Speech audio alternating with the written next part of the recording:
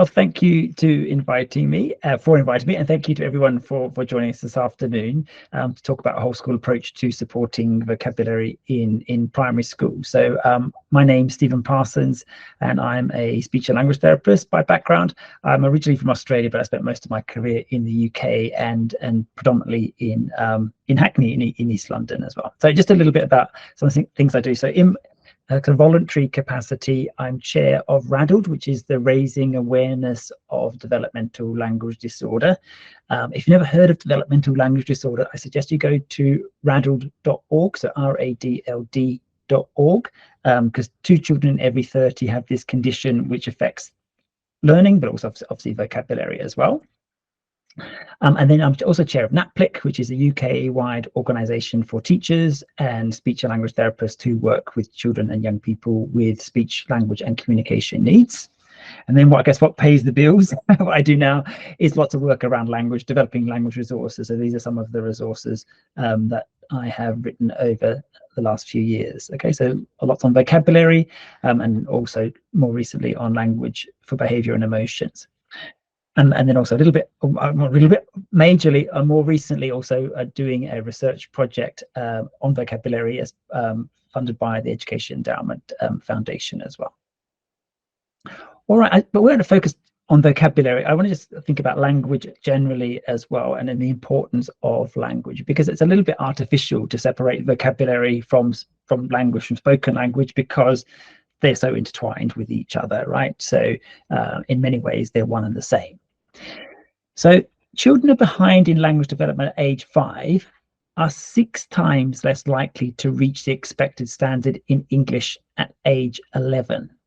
Okay, so there's lots of research, there's lots of evidence around the links between spoken language and literacy. So children who have good spoken language skills have a much better, deeper repertoire of skills that they can then use to support with their reading. But what often goes, I guess, a little bit under the radar is that children who are behind in language development at age 5 are 11 times less likely to achieve the expected level in maths. Okay, so language has a massive impact right across learning. And I mean, basically, if you look at using these figures, is basically children who have delayed language at 5 have almost no chance of reaching expected levels at the end of Key Stage 2, right? So it really is, and I guess this is for children who have had a typical school experience. I guess what we hope, if we can change something, if we can do something different in school in that intervening period, can we change these children's trajectory as well? And I hope we can. So vocabulary impacts there, I said, on literacy. You know, to be able to write expressively, children need a wide repertoire of words. To read meaningfully, they need to be able to understand the words. But also vocabulary, spoken vocabulary in the early stages is also linked to phonics development. So to be able to see patterns between words, children need a range of words in their vocabulary. If they have a very small vocabulary, they can't see those patterns. And so learning, so math, science, right across the curriculum, if children don't know the words, how can they access the learning? But I guess just generally on learning, if they're confused by what's happening, the routines, the structures of the day, again, that will impact on learning. And both of those feed into life outcomes. So children who do obviously have better vocabulary have better life outcomes as well. We have long-term research which shows that. But then also about mental health and relationships. So there's links again between vocabulary and children's mental well-being and how they relate to each other, navigate life, navigate those peer relationships and family relationships as well. But what do we do with vocabulary? I guess that's really one of the issues, isn't it? I mean, I think there is a general awareness that, and people are obviously coming today because they want to do something about vocabulary.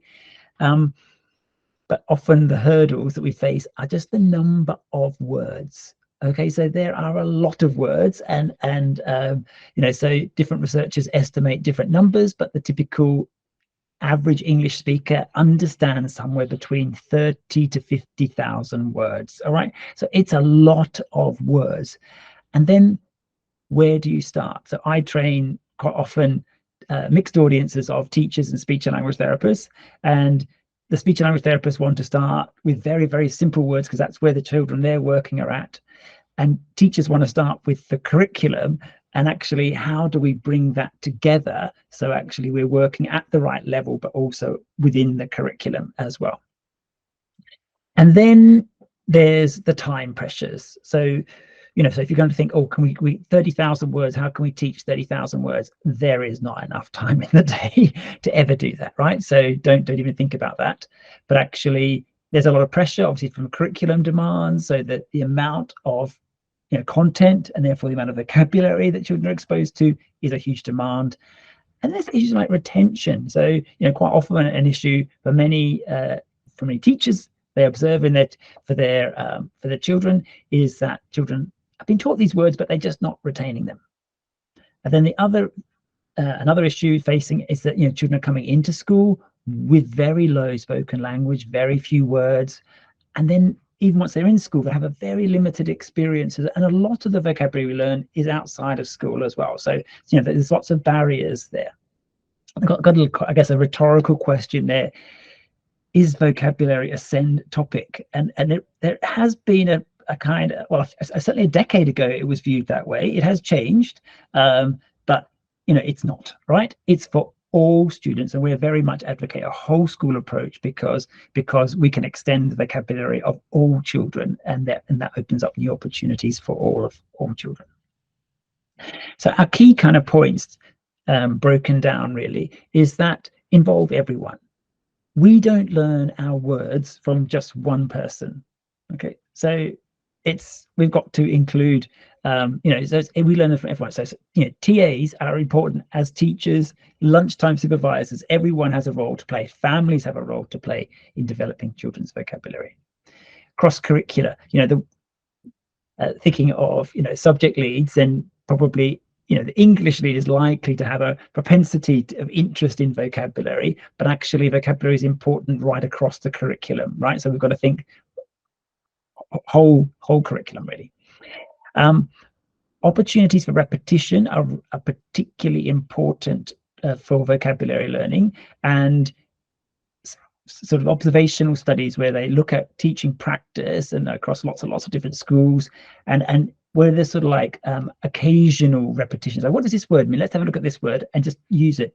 The words are often used something like 2 to 4 times, when that is not generally enough times for children to learn a word. They tend to need to hear a word around about 12 times.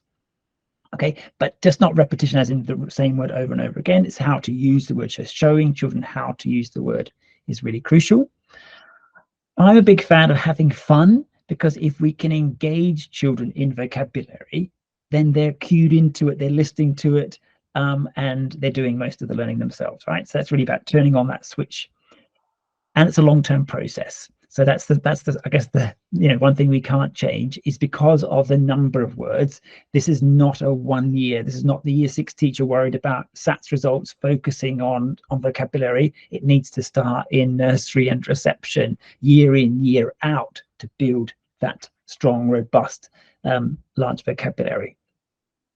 And because of those time pressures, we really need to be smart with what we're doing. So really, I guess, putting in like precipitation, like little just starting the process so that it really we can really speed up learning.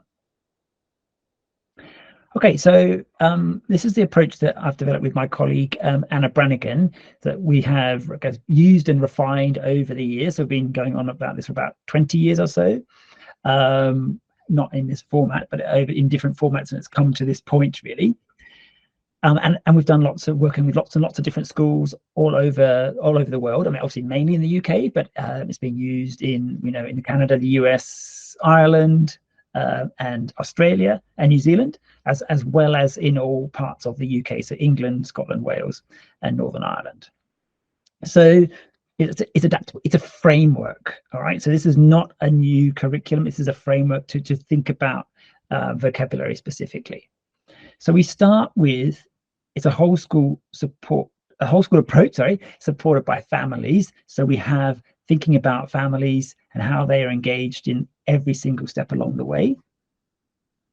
And get excited about words is building a whole school language environment. So really exciting children, engaging children, providing that language-rich environment. Teaching words is teaching specific words that are really going to sort of jumpstart children's vocabulary learning. And the independent word learning is really setting children up to be independent word learners. So filling in the gaps, ensuring they've got those skills that they require to carry them forward long term. Okay, so we're going to go through each one of those in turn. So get excited about words is, actually, I'll go back for 1 second. So some of the learning that we've done over the years is that actually we suggest is implementing a whole school change in these steps. So starting with get excited, then teaching words, then independent word learning. What we used to say is start anywhere you like, and about 90% of schools started with the teaching words directly and stayed there, right? It is the harder bit, is kind of, but also is the bit that you feel like you can make progress in because it's very controlled and very planned and very specific. But actually it's all three elements of these working together which really builds the strength and power of the approach, because we can't teach all the words. We have to build a system, an environment which promotes word learning.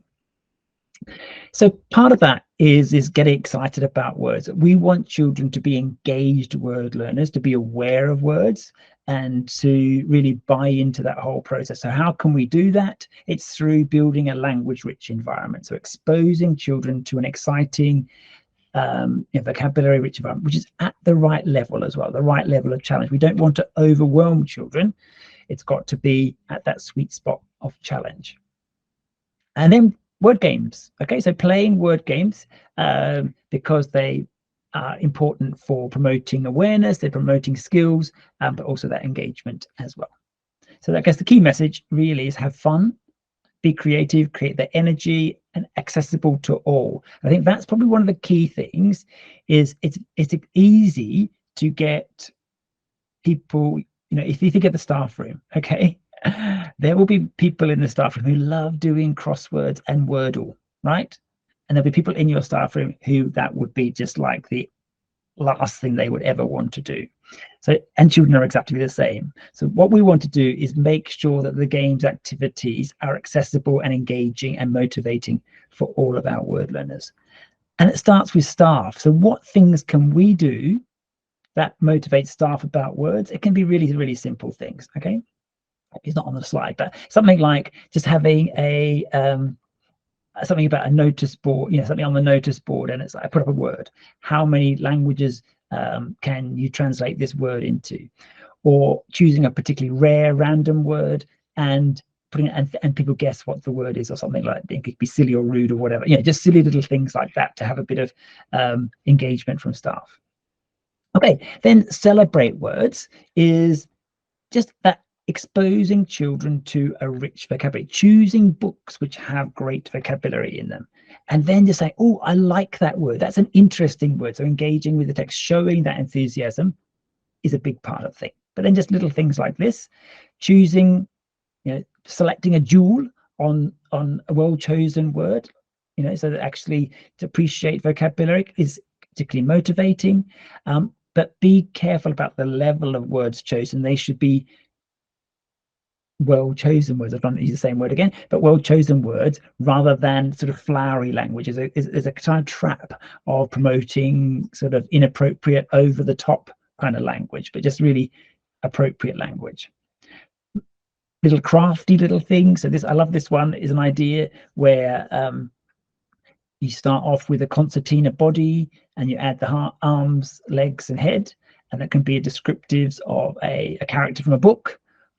Or for younger children, it might be even about themselves or something, right? So you can then build that vocabulary around character. I've seen this used from sort of like Little Red Riding Hood kind of level to Shakespeare, all right? So it has a great application. And if you remember the old paint chart thesaurus, so obviously not available not readily available anyway, I haven't seen it for a few years, but here's a version where you start off with just really simple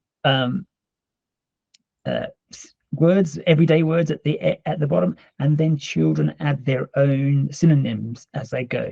And it's important that children add their own rather than they just hand it out. Otherwise, you end up with that overuse or inappropriate generalization. So you have something like Usain Bolt scurried down the track. Okay, that kind of sentence. Which so if children have to know the word and how it fits in relation to other words.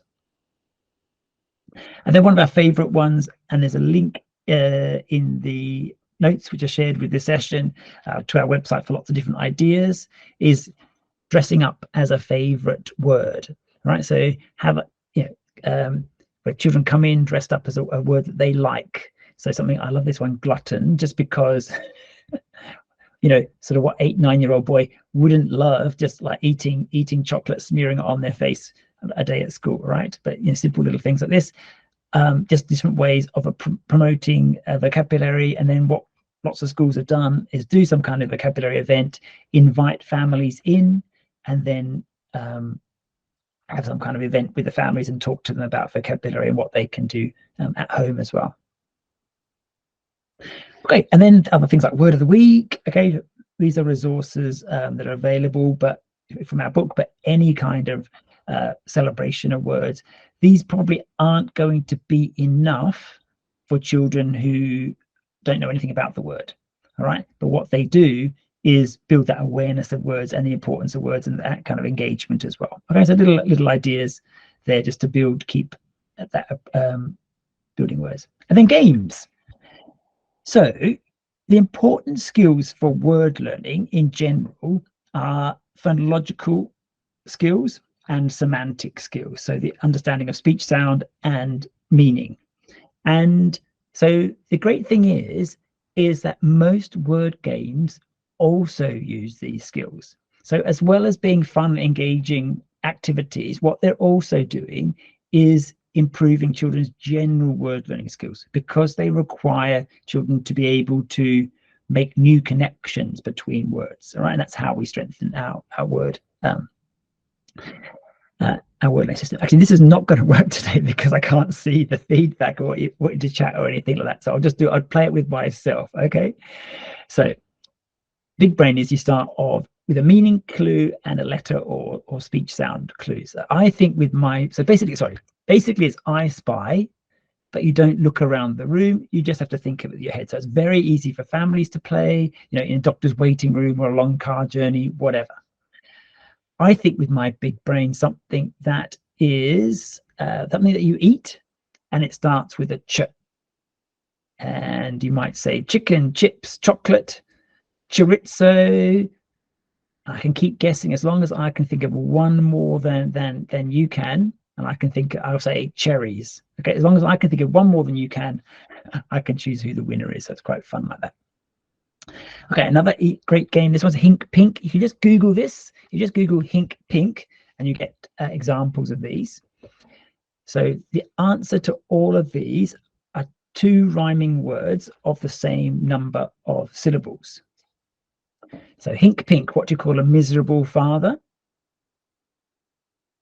And prize if you said sad dad. Hink Pink, what do you call a young person running free?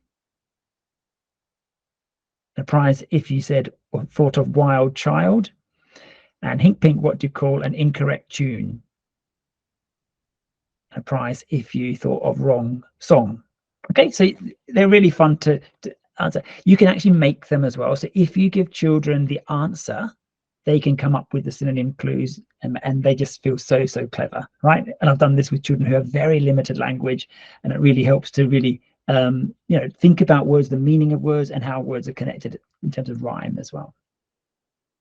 Okay, so that's a very quick overview of Get Excited. You can be as creative as you like, as long as you're really thinking about engaging all the children in the class, not just the children who are the most likely to be engaged. All right, then teaching words.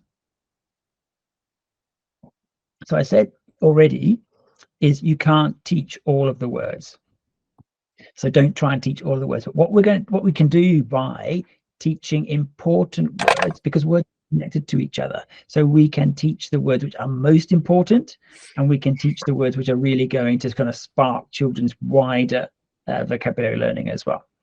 And we use an approach which is based on some work by some people called Blakovich and Fisher, and it's called STAR: Select, Teach, Activate, and Review. And this is applied with adaptations from early years right through to secondary. Okay, we're just focusing on primary, and it works right across the curriculum as well. Although we're going to focus just on today on just curriculum content, not literacy. Okay, all right. So imagine you're a year 4 class teacher. So in Scotland, that's P5, and there are very few lists of vocabulary, so official lists of vocabulary in the English National Curriculum now. But imagine the topic you were going to teach this term had this list of words. Okay, so you might expect that some words, city, map, and river, for instance, that these are words which children by year 4 would have a pretty strong understanding of those words. Okay, and then there might be some words like vegetation belt, topographical, or biome, that even though the curriculum gives these as words which should be taught, they're going to be a little bit trickier. Okay, so it's kind of those words which may not be the main focus of teaching. So what we, as a way of framing that and thinking about which words to teach, we've structured a process which is Anchor, Goldilocks, and Step On, which is based upon some work by some people called Beck, McCann, and Kukan, who had tier 1, tier 2, and tier 3 words. People might have heard of that. Okay, so we're taking some of that, and also some work by some people called Stahl and Nagy, who actually Goldilocks comes from there. Okay, so anchor words are the words that children have a thorough understanding of, everyday spoken and written language for children of this age, used at home in daily interactions, and children have become familiar with this vocabulary through prior teaching. Goldilocks words are not too easy, not too hard, but just right, so that right level of challenge. And the key thing here is really useful words and likely to be encountered again in reading or oral language. The average adult has a good level of knowledge of the word, words that are very topic specific but are core to the topic, desirable for writing for Key Stage 2 upwards. Okay. Now, step-on words are just less likely to be encountered. The average adult doesn't have as much knowledge. The words are particularly topic specific and not core, and not as desirable for writing. So there's no national standard, okay, because vocabulary will reflect children's experiences. So this will vary from school to school. Okay, it should vary from school to school, all right? So I mean, obviously there will be some similarities as children develop, but there will also be differences. And this is also about putting real life into boxes, and it doesn't always neatly go. So there's always going to be words which are on the cusp of either Anchor or Goldilocks and Step On as well. Okay, but here's an example from a school in the West Midlands. And you can see the anchor words. So these are the words that in year 4 children would know. And then the Goldilocks words are the ones we're going to focus on. So these are the ones which are the kind of at the right level of challenge. And the step-on words are still part of the curriculum. So they're still used, but they're going to be not taught to the same depth. Now, interestingly, because I worked many years in Hackney, when I showed this slide in Hackney, they'll like, everyone go like, no, that's wrong, right? Literally the whole audience. And that's because in Hackney, children are very familiar with different countries of the world, so because of the multicultural aspect, and so country is an anchor word. All right, where this school, the teachers were very adamant that children had a vague understanding of countries, whatnot. So that needs to be a Goldilocks word, and that's fine. Okay, so that's just an example. All right, that's select. That's the star. Then we move on to the teach. And this is just a teach process which builds on the research about how we know children learn words and brings it all together in a kind of neat kind of little package. So just writing the word on the board promotes vocabulary development. That also gives you the opportunity to look at spelling patterns or prefixes, suffixes, and root words. And image dual coding provides another way of providing information about the word. Phonology, if we emphasize the speech sounds by clapping rhyme, initial sound, and saying it to your partner, all of those things will help children to build a stronger phonological representation, build the word in their head, basically, that they can then add the meaning to. And similarly with writing. Okay, and then we add the meaning element, so by a definition. Okay, so we have a definition, but making sure it's a very, very simple definition. Think about how it's used, how different people use it. Think about putting it into a sentence as an example and using it as a story, an action, a song, and then we have a word wall and word pot, which I'll talk about in a little bit. Okay, so this is a sheet which is just a way of recording all of that. So we're going to do one of the words from earlier was climate. I'll just run through that as an example. Okay, so we write the word and then we have a symbol for climate, and we just talk to the class. It starts with a k. It rhymes with, you can make up a word. Climate has 2 syllables. Say the word to your partner, climate, and then write it on a piece of paper.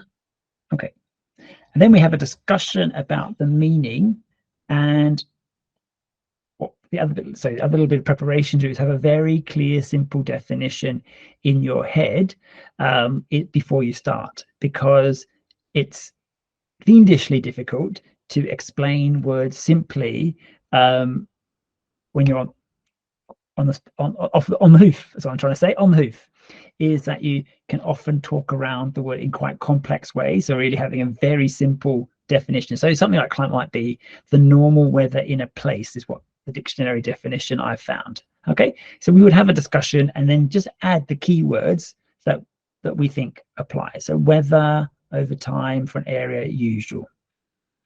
Okay, and then we think about a sentence and a story. And my story today is going to be, so many years ago, I was backpacking around the world, and I went from Thailand to Bangladesh. And before I went to Bangladesh, I did not research the climate in December. So December's winter in Bangladesh. And I thought it's sort of in Asia, it'll be nice and warm. It was not. Okay, I got the nighttime temperature is quite cold, and I was surprisingly cold. So before I went to Bangladesh, I should have researched the climate, because then I would know what the weather was like in December. Okay, and there was a little example sentence here, and then we do an action. So an action could be something like climate. Okay, so it captures it generally, and then we've got a song on the next page. A song here is just, this is a very simple one. If you just Google or YouTube word aware songs, there's some more examples. So the word for today is climate, climate, climate. The word for today is climate. Listen out for climate. The point of the song is repetition. Okay, there's a lot more age appropriate examples as well on the website, on YouTube. Okay, so it's about repetition, because we know repetition is important even just in at single word level. Okay, then the activate phase. So select, teach, the A stands for activate. And this is where children take their understanding of that word and build it into their understanding of the world. Okay, so we want to increase children's opportunities to hear the word and increase their opportunities to experience the word or learn about it more. So the word will be on the word wall, which I'll come to in a moment. But the main thing is just to keep using it, keep using those definitions. So climate, the usual weather for the place. Okay, keep making those links, prompting children to use it, particularly if they're on the cusp of using it. And if there's opportunities for any kind of practical work, making explicit links between that word and that practical work as well. So all those at regular practice, but just boosting it a bit more, particularly about repetition. And then the R for star is reviewing, and our little maxim is, if it's worth doing, it's worth reviewing. So researchers know this, and our work has also shown this. The select, teach, activate all happens, you can plan it, do it in the lesson, right? So it's all quite contained and planned. The review needs to happen at different times, a little bit more over a longer period. And so, with the pressures of time, it's easier to drop it off. But we've done some, audit studies. We go back and have interviews and collect data. And what we see, this is in classes where they're teaching vocabulary really well, and in the classes where they're not reviewing, the children aren't making vocabulary gains in the classes where the children are reviewing. And this takes seconds. All right, so it's really about thinking of ways you can just build it in that are smart, really. Okay, so that's really so ways that children naturally encounter the word. So the key ways to do that is having a word wall. Okay, so somewhere where the word is up and it changes, it's a living word wall interacting with it, and then a word pot. So it's just a plastic pot, any kind of container, and you put the same words. Okay, these words will also be in here, and the word wall kind of works as a short term, I guess. In this half term, these are the words we're learning, and then the word pot can happen as over a longer period, a little less frequently, a little less intense. All right, so that's how they kind of work together that way. So you're doing different recall processes. I'm just going to quickly talk about words that we call slippery words, and these are words which are particularly abstract and particularly hard to learn. So, so it might be a word like ecosystem, all right, something like that. If that was a word that children were learning at age appropriate, then actually, how are we going to explain that? We're going to use probably lots of words. We're going to refine children's knowledge by using more words. And obviously, it's abstract and we're using abstract language, and so that leaves lots of children behind. So what we want to do is really think really carefully, because these are the words which really underpin learning, and spend a little bit more time and a little bit more thinking about them. So some of the key things is really plan them, identify these words, know which words they are, then think of really simple ways to explain them. I'm a big fan of actually looking at dictionaries, even of words that you know, because they help. They can just give you a few more clues, and then providing multisensory opportunities. If we can't get the learning in there through language, then we've got to think about using other senses, hands, vision, etc. And then the activate phase is really important. So giving children longer times to make that link between that word and their understanding of the world. And we worked with some fantastic teachers, with some people called lift lessons. I do suggest going to have a look at lift lessons, and it's particularly for science. As maybe, I mean, I think they would actually, I know Caroline and Andy, who developed it, use it in their classes with younger children than 10. I wish perhaps should change this age group, but it's certainly Key Stage 2. Okay, they've really thought really carefully about the words and how to teach them, how to introduce them with simple vocabulary, and these fantastic videos.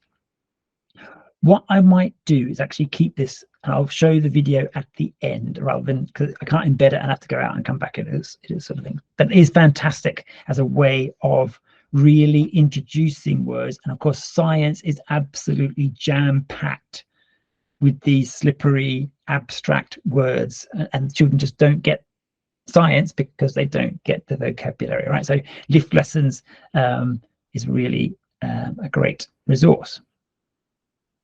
And then the other, I'm not focusing very much today, but the other way to apply STAR is words from the whole class book. Okay, so selecting a word from the whole class book and using a similar process, but choosing really words which are really useful, likely to be encountered again, desirable for writing in particular, as our Goldilocks word. And then we teach them after the reading. So read the story and then say, oh, I really like this word. Okay, teach that word, and then have ways that children can then support useful in their writing as well. Okay, so here's an example from a school, Hendel Primary up in Wakefield. So I did a day's training for them, and these were the words that they selected from books, from real books that they were sharing with their class. And so you can see the progression throughout the whole school. And if this was being done on a regular basis, and these words were taught to a depth, to a level that children used and owned and knew them, then by the time they get to the end of primary, they've got a really strong hold on this literate vocabulary. Okay, and the last part of our whole school approach is independent word learning. So most words are learned, most words are learned independently, and so and that's right, because children have their own interests, their own worlds, their own knowledge, their own experiences, and they should be learning words in all of those opportunities.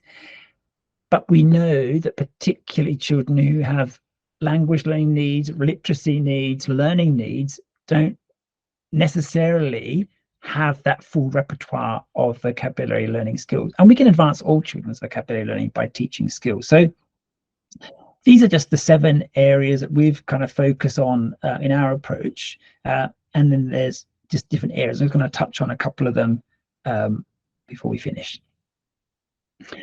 So a real fundamental skill for word learning is being able to monitor understanding, and there are lots and lots and lots of children who don't do this, right? They just let words go over their head, right? They're not engaged in that process. So I think this is probably really the key one, and just to understand that no one knows all of the words, because sometimes some children are ashamed. Okay, even the ones who are monitoring don't then ask about the words because they feel there's a shame to not knowing the words. But actually, if we change that culture and think we're all different people, we look different, we have different interests, we do everything differently. Why shouldn't we have different vocabularies? We should have different vocabularies, right? So really emphasizing that. Okay, and then having some kind of system in place so that we're all different, we're all word learners, and let's think when we're talking about words, have some kind of system in place, whether it's a thumbs up, thumbs down, or whether it's some color coding system, whatever, that we're all talking about words and learning words and sharing our knowledge as well.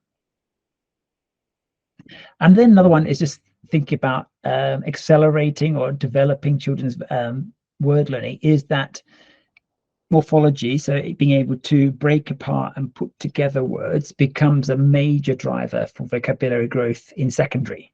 Right, so we really want children in primary to have these skills, otherwise they won't be able to cope with that massive vocabulary expectations and growth in secondary. And so just even thinking of prefixes, suffixes, but also starting even earlier, thinking of compound words, and these just some words that children know the simple word, but they also know the compound word. Have fun just taking apart, putting together different words, and really focusing on that prefixes and suffixes from a vocabulary learning perspective. So not just from a literacy perspective, but actually thinking we're also building children's vocabulary and equipping them for that particular demands in secondary. And definition skills are really important because to define a word, we need to be able to then compare this word in comparison to other words, right? So how is this word different from other words which are similar? That's a very specific and very complex skill, but starting with things that children really are familiar with. So something like a what am I game. So you find me on the African savannah, I can eat leaves. An important thing about me is I have a long neck. And when you look at me, you can see yellow and brown spots. Okay, so something like a giraffe. Okay, so that is the whole school approach for word aware. So we start with get excited at building that language rich environment. We teach words both from the whole content areas of the curriculum, but also from books in literacy. And then the independent word learning is the filling in the gaps, those skills, making sure all children have those skills that then equips them to be effective lifelong word learners. But we're working in partnership with families, so getting families engaged at every single step. There's little things, small things that they can support the children's vocabulary learning, but thinking of it as a long-term process, that it's not a quick win. It takes year on year. Some bits are quick, but actually to build that effectiveness takes a long time. And not being a sales pitch, but anyway, here's some of the books that have this in much more detail. Word Aware 1, which is primary, Word Aware 2 is for early years, and Word Aware 3 is linked to the primary book is for children who have additional needs and who need extra support. For vocabulary, includes some training, training video, and all of the resources you need to run the groups. Okay, and if you want to contact Anna and myself, then there's all of our details, and we're on Twitter as well as Pinterest. There's a whole lot more ideas on Pinterest as well, so there's lots of to have a look at independently as well. So this is a video from Lift Lessons. So you can just have a look at how they take a word like force, which is one of those slippery abstract words, and really break it down as a really simple introduction to the word.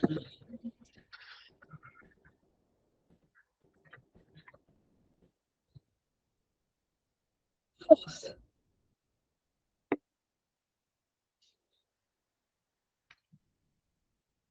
A push or a pull that can change how an object moves or how it's shaped. When the rider pushes harder, there's more force acting in a forward direction, and the bike speeds up. When the rider goes through a muddy field, there's more force slowing him down.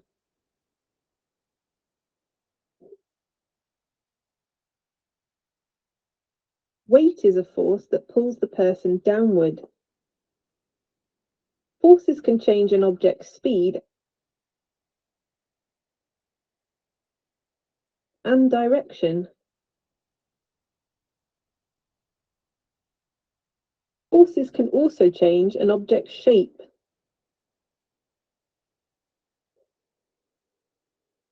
Force. A pull or a push that can change how an object is shaped or how it moves. Forces keep this plane moving forward in the air.